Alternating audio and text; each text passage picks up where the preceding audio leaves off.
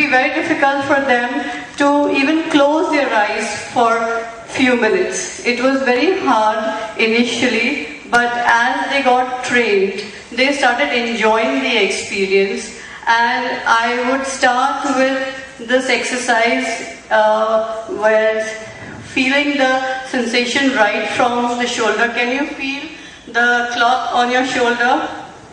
Yes. So just put your hand up when you can say that yes, you're feeling it. Okay. Initially I had to do the exercise with their eyes open because they actually didn't know that this is the kind of exercise that they're supposed to do and how. And it was like starting with shoulder, then where the elbow is touching your cloth and your palms resting on the side, and the sensation under your feet. Either they are wearing their shoes or they are sitting bare feet, so their feet resting on the floor. So all those tactile sensations, they were not able to identify.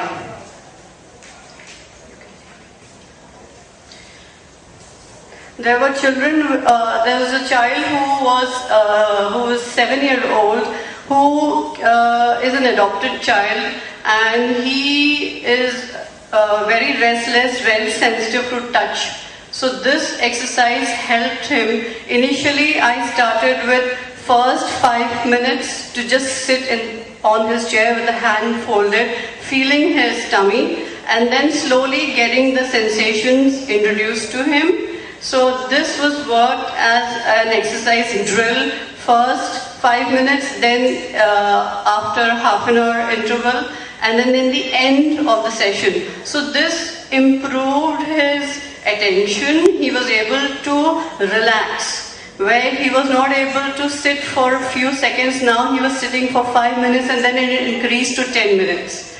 And then he was able to perform better in his reading, his writing, his dictation. So all that helped him. Another child who is 9-year-old, he speaks continuously for 1 hour. He cannot keep quiet. And he is not able to even close his eyes. It's very hard for him to close his eyes for 2 seconds. So this exercise I had to work with keeping his hand on his eyes and then one hand on his tummy and then feeling just the sensation of his tummy moving and then focusing on his breath. And after it, when he got trained with this, then we started with the sensation exercise of Vipassana method. Now all these children have got very, very relaxed, and they have been able to increase their sitting tolerance, where this is very important not only for special children but for mainstream regular students, where the noise level increases and the teachers wanting to have a disciplined class for learning. Children have a better memory power. It helps them to increase their memory. There was another child, she is 8-year-old. She was severely beaten and she was traumatized for the fact that she was not able to cope up with the school grade level. And this child is certified with learning disability. And this kid would just sit very, very withdrawn as if she is in a spasm, her hands and feet very stiff. She was not able to speak, so then learning and teaching was a very, very hard task for us.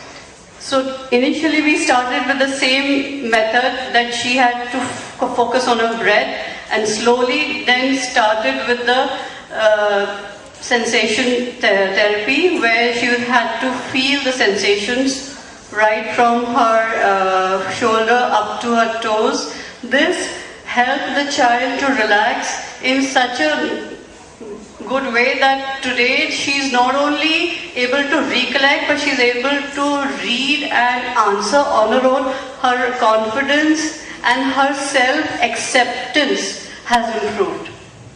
So basically I just wanted to emphasize on that children, whether they are regular school goers or they are children with disability, this method has worked fantastically. So I would recommend that this is replicated in most of the schools.